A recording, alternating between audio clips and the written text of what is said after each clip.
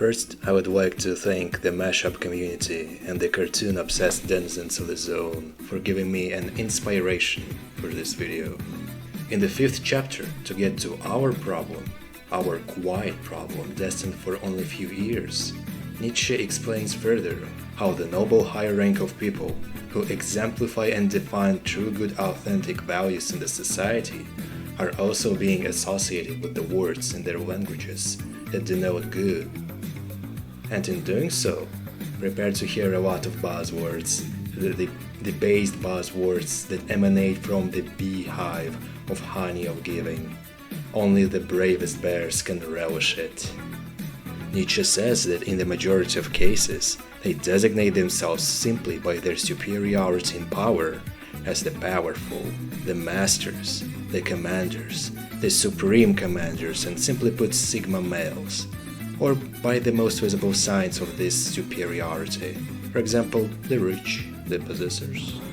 But they also do it by a typical character trait, and in this case that concerns us here. They call themselves, for instance, the truthful. This is so above all of the Greek nobility because in Greek, the genealogy of the word noble comes from the meaning of one who possesses reality, who is actual, who is true.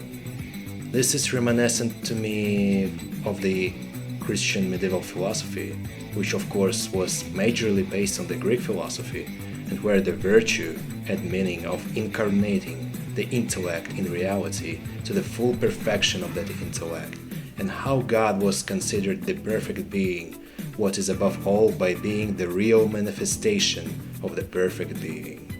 Something like that.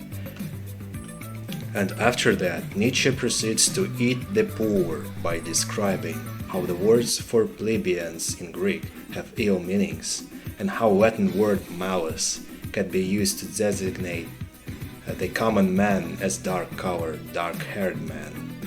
Interesting analogy. This line of thinking is very much the filament of plot in many hentais. Just check it out for yourself.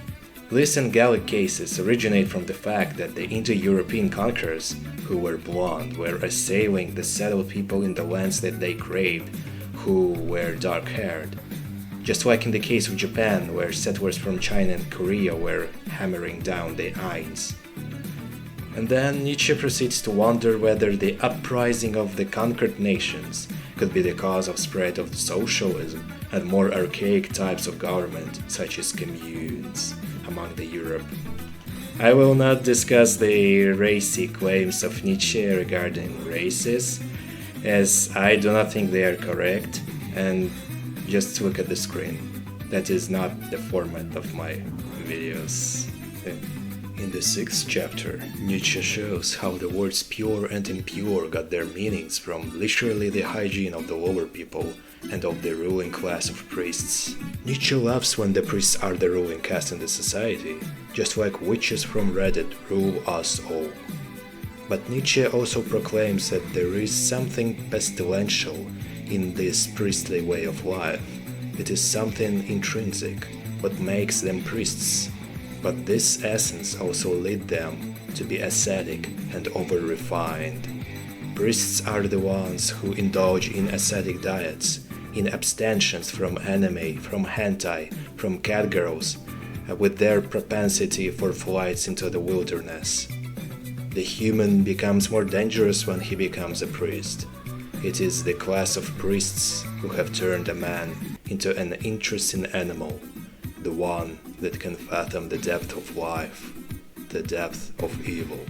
I would like to thank all of you for attention.